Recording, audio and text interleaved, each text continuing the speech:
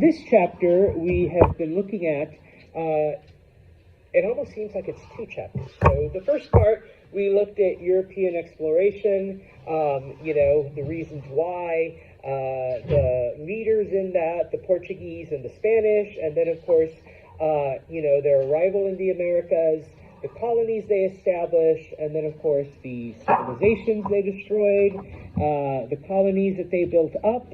And we kind of finished off, don't worry, we will continue, we finished off with them establishing various sugar plantations and other types of crops for which they needed huge amounts of slave labor. So obviously in the next chapters we'll be looking at some of the effects of that and how it formed some of the modern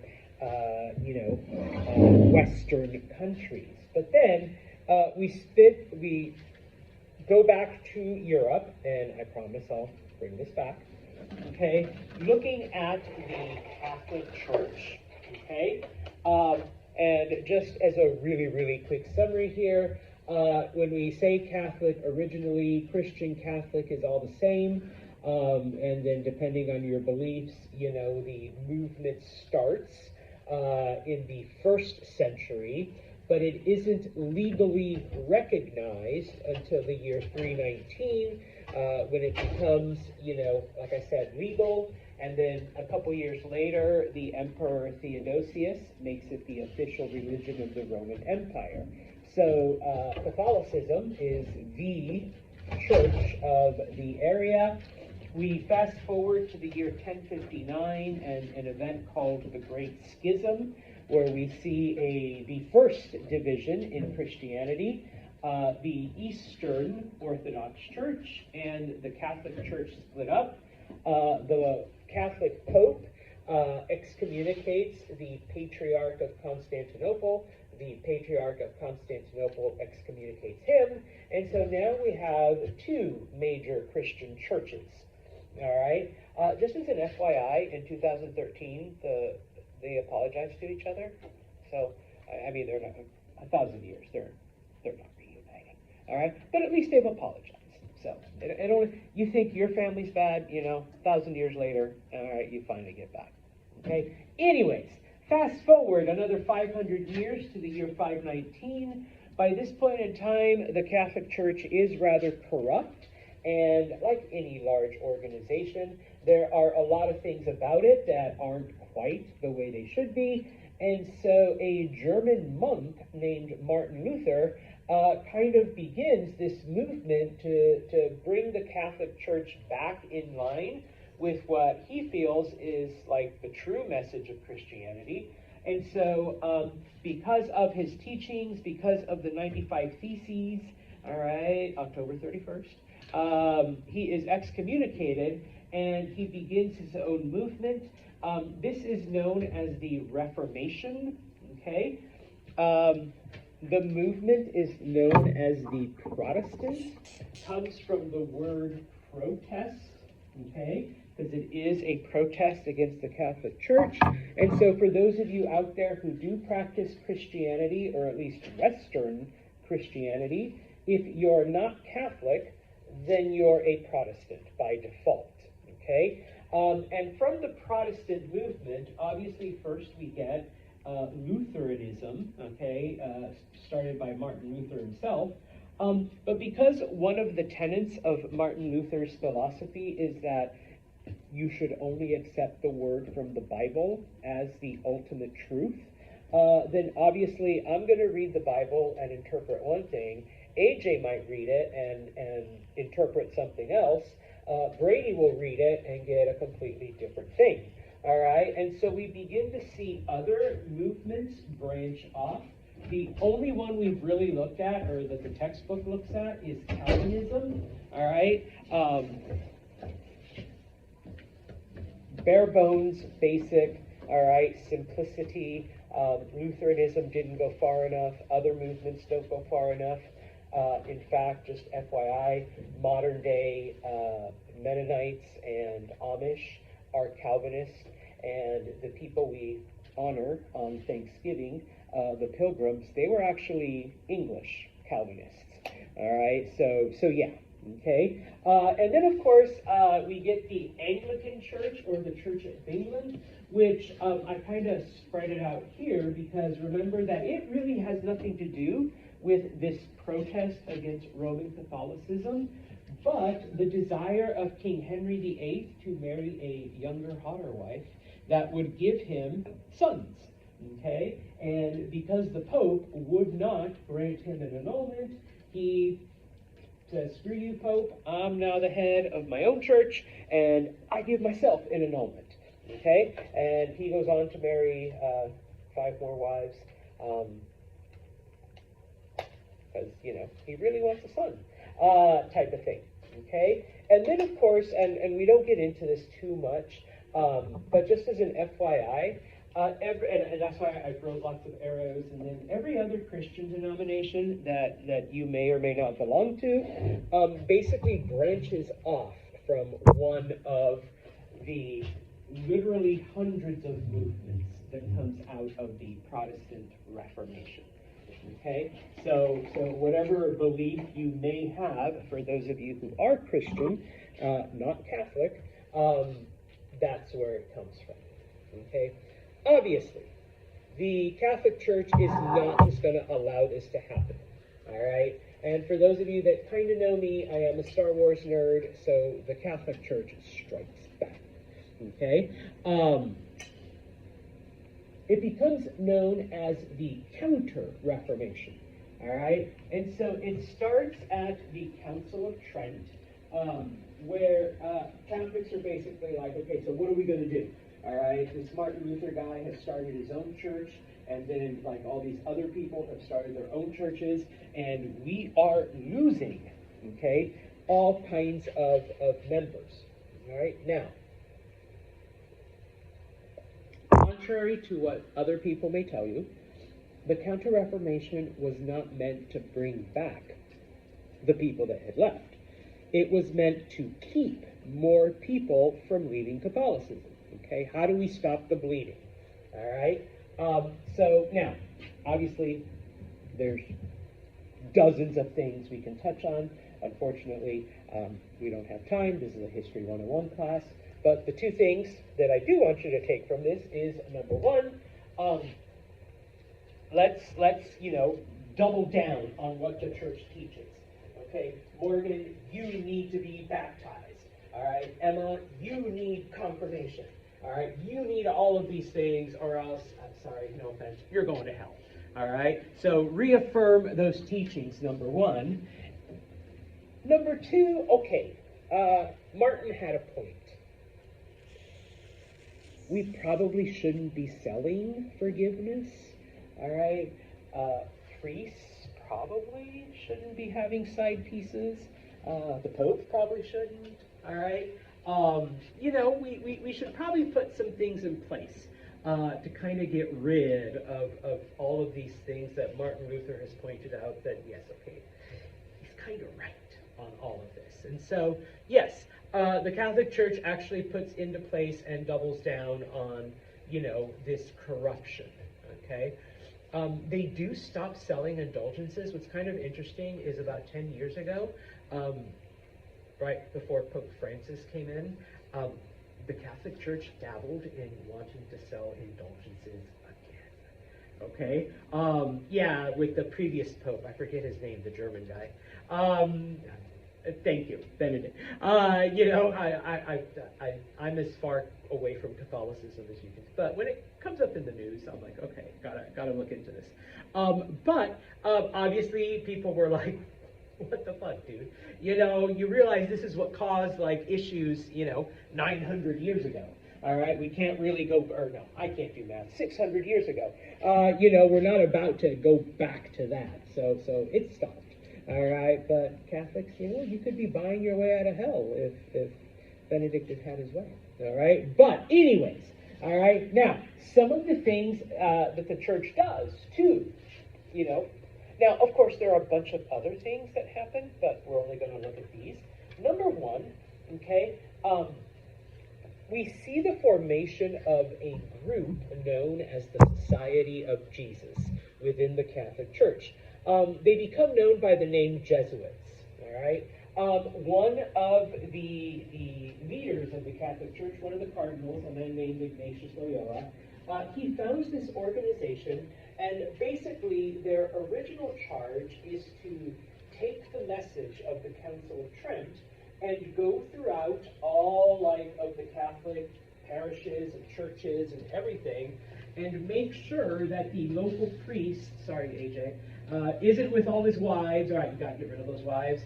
You can't be selling indulgences. You can't be doing all of this other shit that, has gotten us in trouble, okay? And then, other, Jesuit, let's say, teachers are going around and doing the same thing throughout, the Catholic realm, okay? Now, eventually later, because, once this is done with, the Jesuits don't fall apart.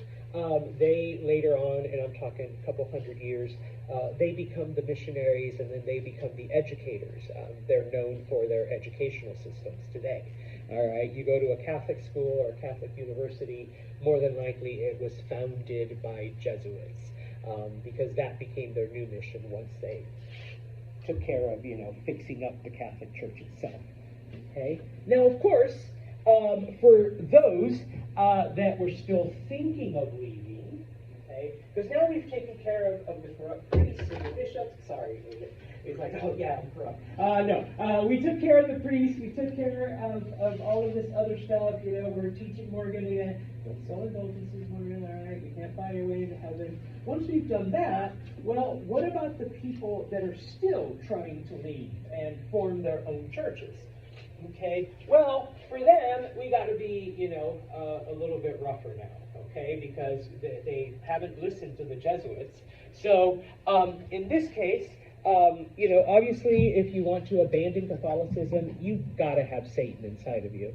So, we see exorcisms, all right? If you've ever seen the movie, they're not like that, for reals, okay.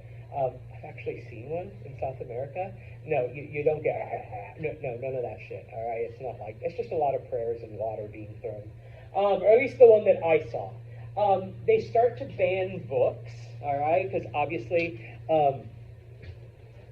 remember, one of the things that Martin Luther does is translate the Bible into German, and then thanks to the printing press, we can get all that information out. Well, the Bible isn't the only thing that's being put out there for people, all right? And so obviously the Catholic Church, you can't go around, you can't, roll back technology. You can't get rid of the printing presses, so let's, ban the books, okay? We see the revival of the Inquisition. All right. If you recall from the previous chapter, the Inquisition started as a way to root out Jews and Muslims in Spain, if they were fake converts, because we don't want any of these, Jews or Muslims amongst us anymore, even if they pretend to be Christian. That was the original purpose of the Inquisition, but it is revived here now to try to, convince people to not leave Catholicism and to punish them if they try. Okay, and of course, obviously, sorry, ladies, because any woman who dared to speak her mind or have an independent thought, you were obviously a witch, right? Yes, witch. Yeah, I'm looking at you. So, let's get rid of them. Let's burn them. Actually, they didn't really burn witches. All right, they hung them. But yeah, okay. Yeah, it's just more dramatic. But yeah, witches were hung. So let's get rid of all of these witches. Okay. Now,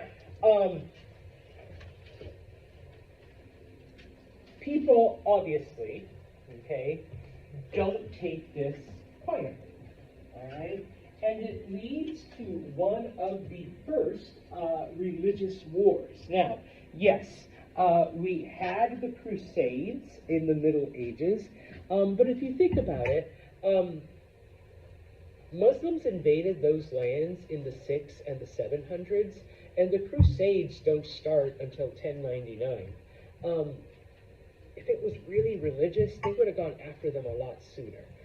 Religion was used as an excuse. We have to take back the Holy Land, type of thing. Okay. The 30 Years' War is truly a religious conflict between Catholics and Protestants. Okay?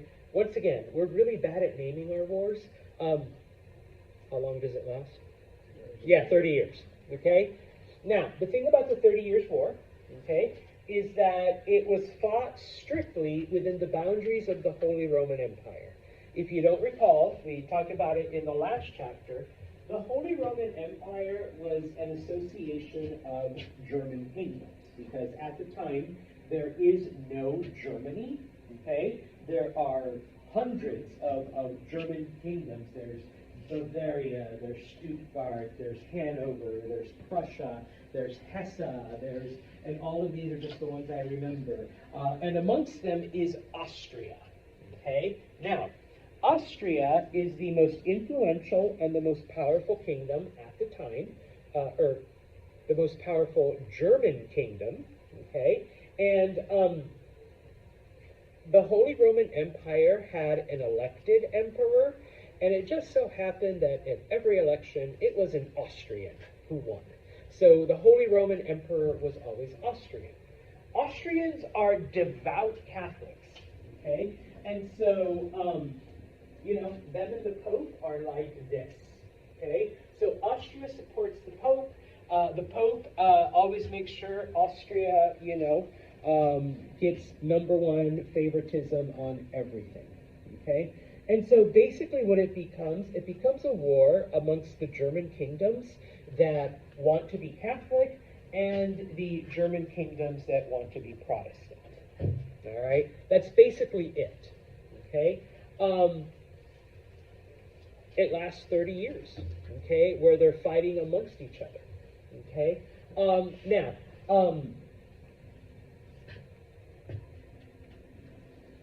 A couple of things, okay, about the, did I write it down? I want to make sure I'm not getting ahead of myself. No. Okay, one of the things about the 30 Years' War is that, #1, it is the first war where civilians are targeted on purpose, okay? Before this war, it was, people fought, but it was strictly armies versus armies. They would tend to leave non-combatants alone. And it's not to say that in every war, non-combatants were targeted, but this is the first time, the very first time, where people who are not soldiers are actually targeted by armies.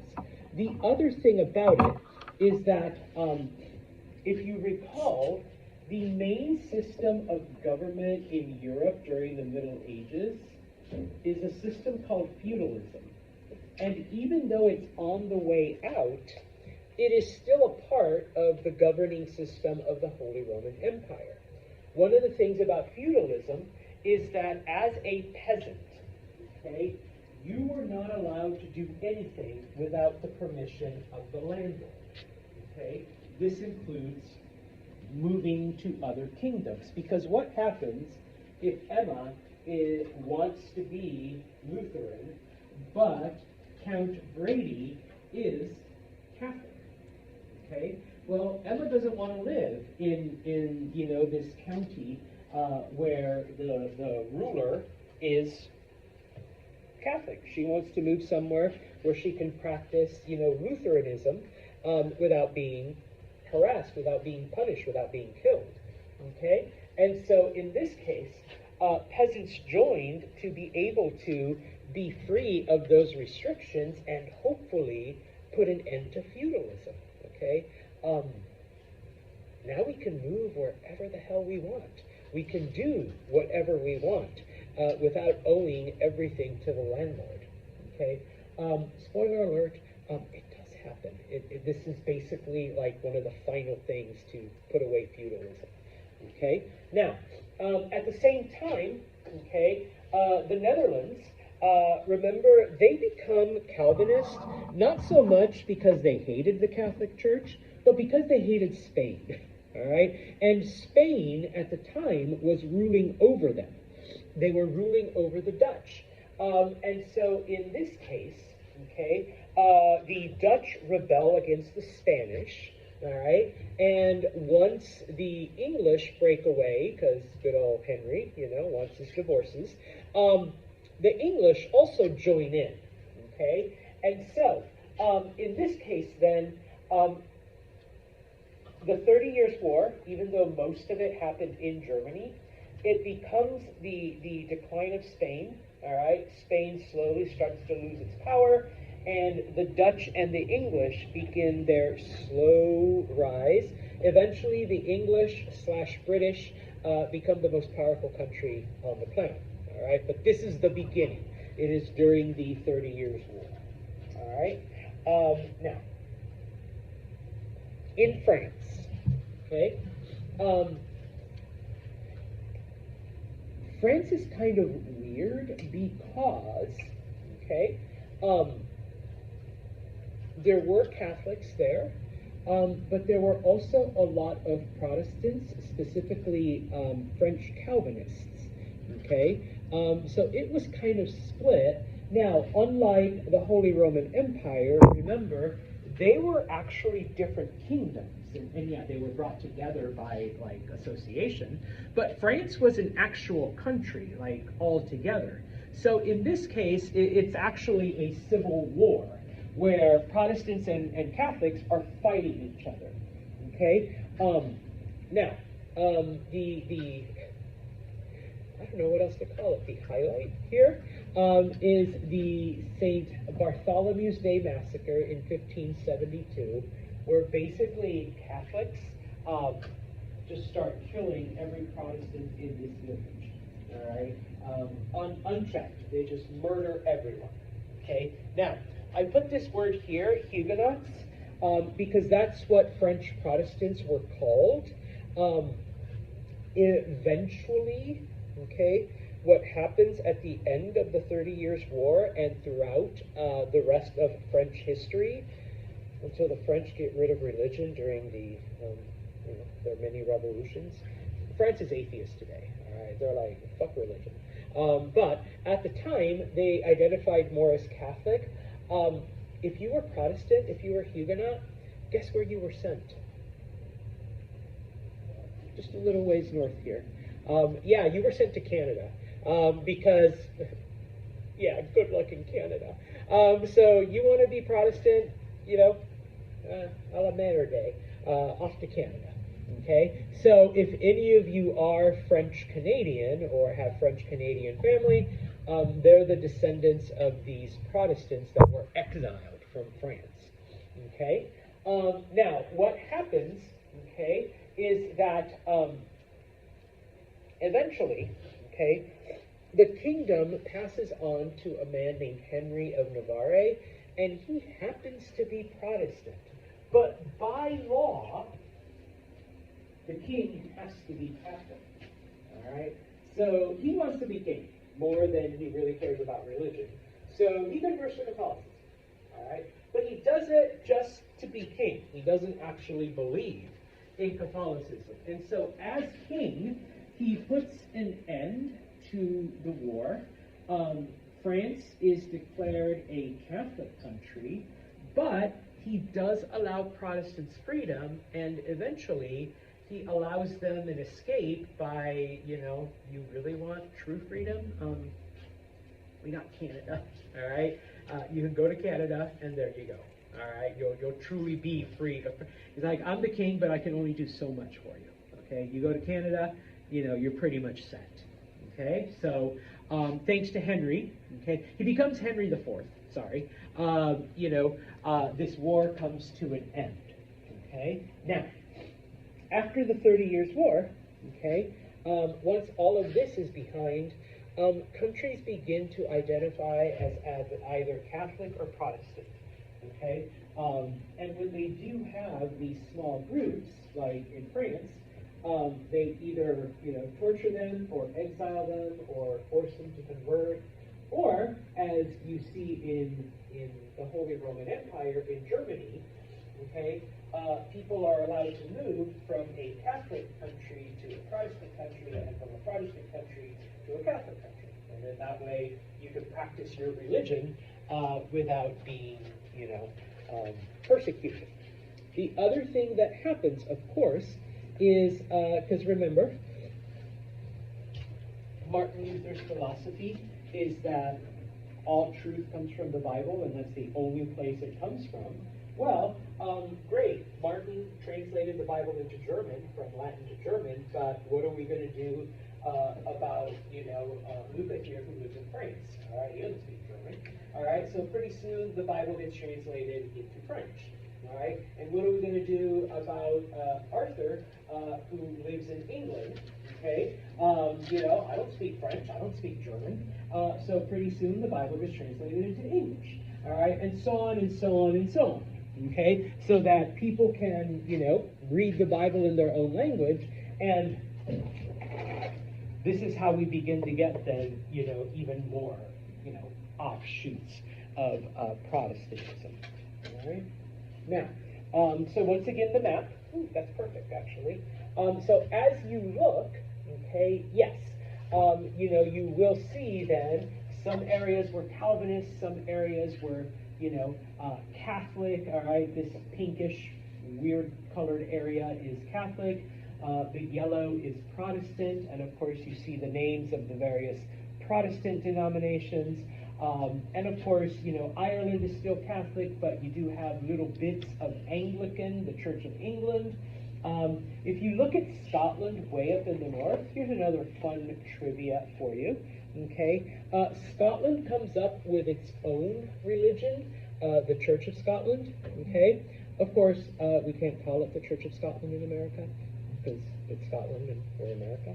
All right, but it's got the name up there. If anyone who's Presbyterian, or if you're a Presbyterian, that's technically the Church of Scotland.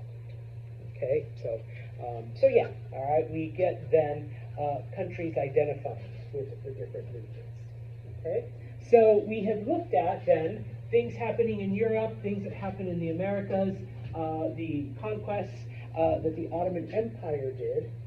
Let's look at India then. Let's move away from the Reformation and whatnot.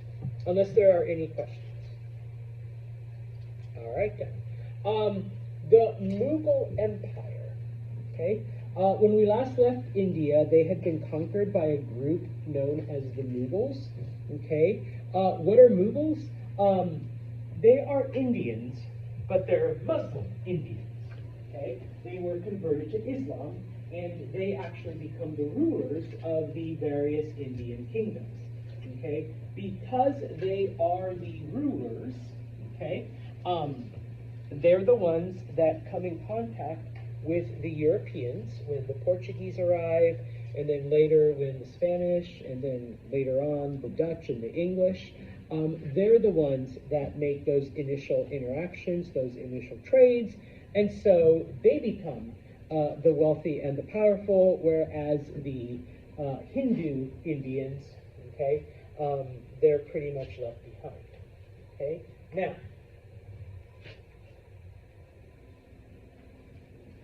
one of the things that they trade for with the Europeans is various weapons, okay, and other military power. So this solidifies their rule over non-Muslim Indians, okay? They're already expert horsemen. All right, but now with Western guns and Western artillery and cannon and a bunch of other things, they've become virtually unstoppable. Okay, and of course, it was invented in China, but Europeans were able to weaponize it. Okay, as most things. These European powers bring gunpowder, or introduce gunpowder to India, and so yeah, this is what allows the Mughals then to take control and maintain that control for a couple hundred years afterwards. All right.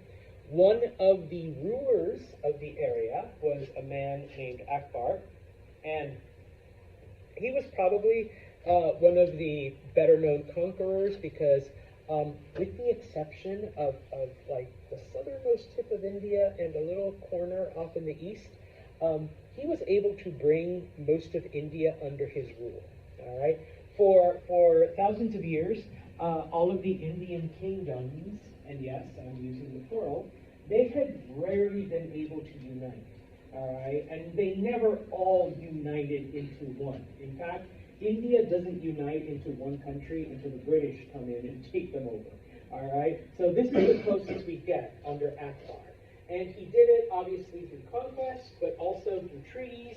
And of course, don't forget, the purpose of marriage, especially when it comes to nation building.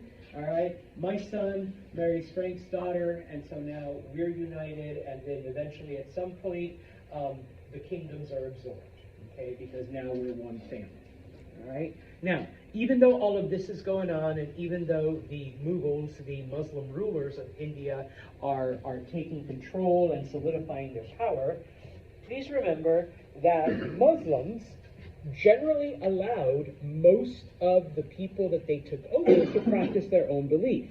Nobody was forced to accept Islam, okay? At least not in this part, all right? The Ottoman Empire was a little different, all right? But those are Turks we're talking about, okay? In this case, the Mughals allowed the locals to accept or to practice their own beliefs.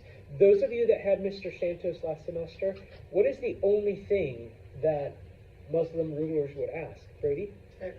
Yes, you had to pay an extra religion tax, okay? And, you didn't want to pay an extra tax? Just convert to Islam, all right? If you wanted to keep your old religion, fine, keep it, practice it, pray to your 10,000 gods. But you got to pay a little extra, okay? That was it, all right? That was the only thing, okay? Now, 1500s, okay? Portuguese have shown up, the Spanish have shown up, okay? Even though the Portuguese, okay, wanted to take more land, they wanted to establish more outposts, okay? By this point in time, the Mughals had enough weaponry to pose a challenge. When the Portuguese first got there, they were able to scare the locals, all right, into accepting them. But now, fast forward about 50, 60 years, the locals have acquired European weaponry and gunpowder and cannon, all right? So while the Portuguese still have their trading outposts in Bombay and Goa, and I apologize because it's Mumbai today, but back then it was still referred to as Bombay, the Portuguese can't do a whole lot beyond that, all right? Fast forward to the 1570s, okay? And remember that part of the Jesuit mission is to educate people. And so now that the Reformation has, kind of died down, we've kind of settled things, all right? The Catholic Church has accepted its losses and has re-solidified its control over, its teachings and whatnot. Akbar allows Jesuit missionaries to enter India, okay? They are hoping, all right, to bring converts to Catholicism, okay? By the 1580s and the 1590s, okay, thanks to the 30 Years' War, the Dutch have overpowered the Spanish, and now they're their own country. And of course, unfortunately, we can't really talk about it too much, but in 1588, the English defeated the Spanish Armada, which supposedly the Spanish are supposed to kick the English's ass. But the English end up, major upset, thanks to some storms and, some strategy. The Spanish Navy is completely decimated by the English. The Spanish never recover. And so that's one of the big reasons why, Spanish power begins to decline. English and Dutch power begins to rise over the next couple hundred years. Okay? So now, the Portuguese were never really strong to begin with. They just had their shit together before anybody else did. All right? But by now, it's been about 100 years. Obviously, the Spanish have caught up, but they're already starting to lose. And the English and the Dutch have caught up. All right? And so in this case, we're going to see conflict. We're going to see all kinds of stuff happen in India. But the rulers of India were happy as long as they kept getting rich and as long as they kept getting weapons from the Europeans. They didn't care then how many, people they killed, or if they took slaves or whatever. As long as they were getting rich, they're like, we're good. All right, that's what we all want. And the Europeans were like, hey, as long as we're getting rich, we'll put up with a couple, minimal inconveniences. Obviously, that doesn't last, but for now, for the late 1500s, that's where India stands. Okay? This map then just shows the green area is the part that's controlled by Akbar when he comes into power. All right. While he is in power, he conquers the light green. So other than the southernmost tip of India, that's the only part that's not united. And of course, this is in your textbook. It shows then, even though at the beginning it was just the Portuguese in Bombay and in Goa, by the end of the 1500s, you have the British, you have the Portuguese, but you also have the Spanish and the Dutch, and they are all over, okay? In addition, it shows the various things that they were able to buy and sell, okay? We will finish off then talking about China, all right? Remember, the Ming Dynasty, okay,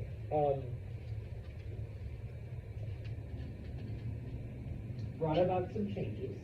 They got rid of paper money, okay, and they tried to minimize outside influence, all right, but the Ming Dynasty changed their money system so that they would only accept silver for any kind of payments, especially for taxes.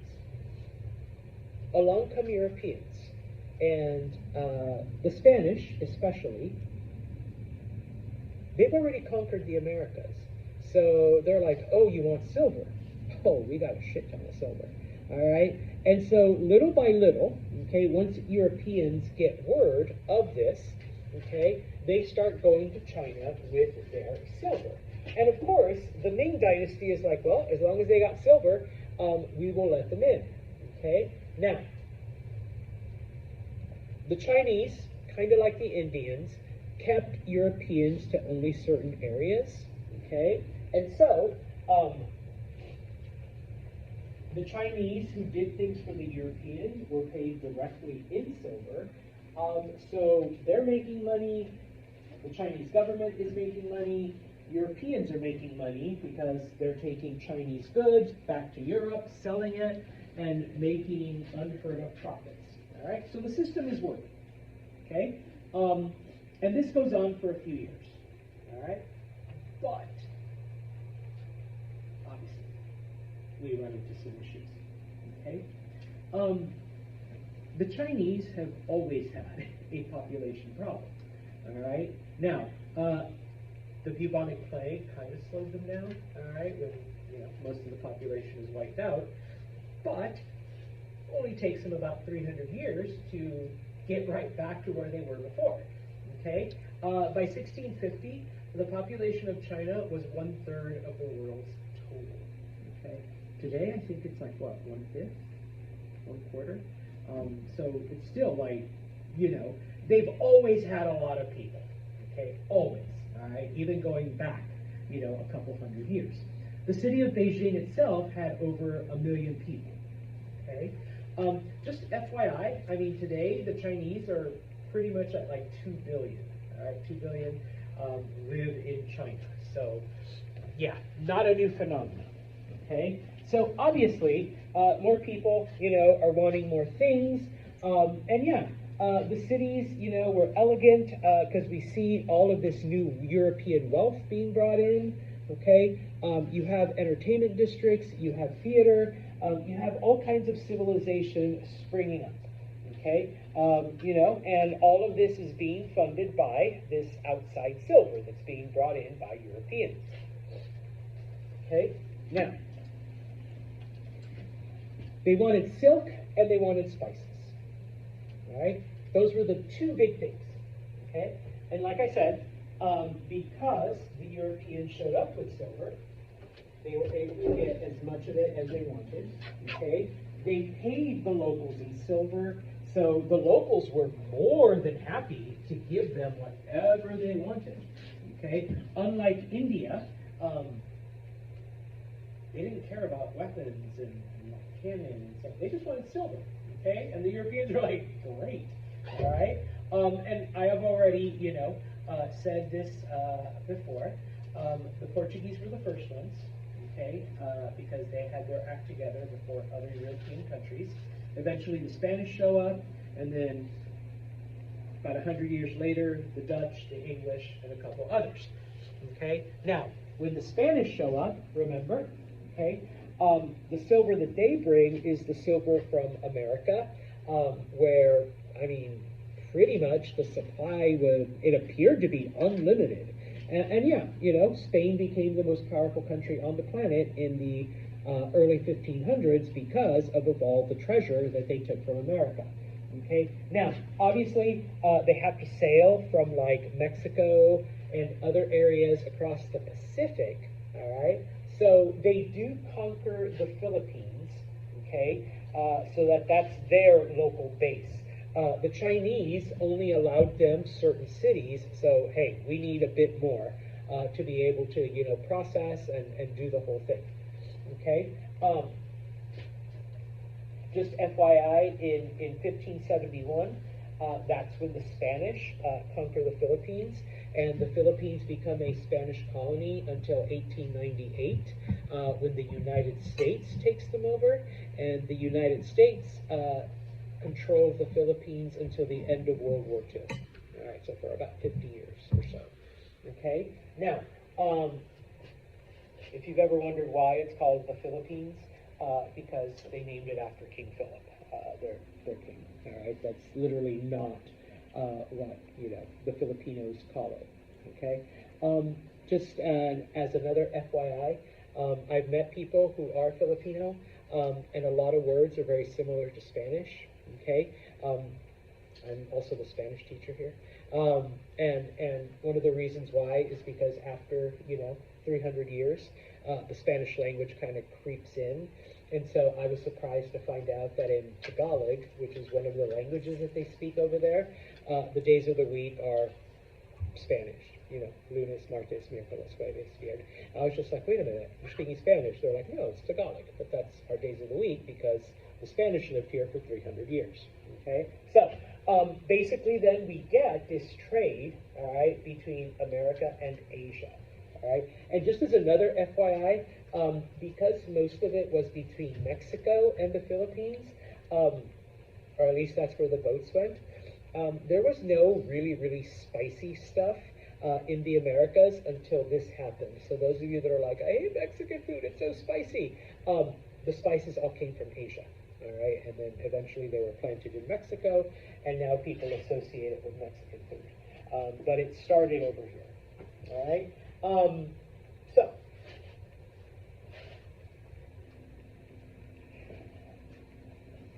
China, okay, under the Mings, it does grow, and like I said, little by little, it's becoming more the China that you and I would recognize.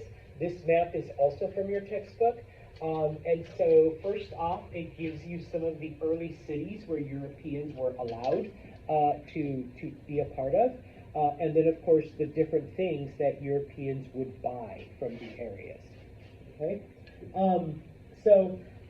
Like I said, trade was booming. Okay? And things start going between not just Europe and America and Africa, because I showed you, that triangle, all right? But now we get another one where things are also going between America and Asia.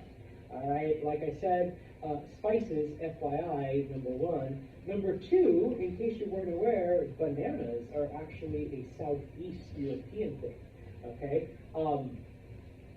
But Mr. Santos, I bought bananas like at the grocery store, and they have this little sticker that says Costa Rica and Ecuador and Panama. They got there because the Spanish brought them from Asia to the Americas, okay? And people realized, hey, they grow just as good in Costa Rica as they do in Vietnam, all right? So yeah, okay? So all of that happens during this time. Portuguese start everything out. The Spanish come later. I've already said this before. But then eventually the English and the Dutch also become an important part of this. All right? Questions? All right, then, on Friday, I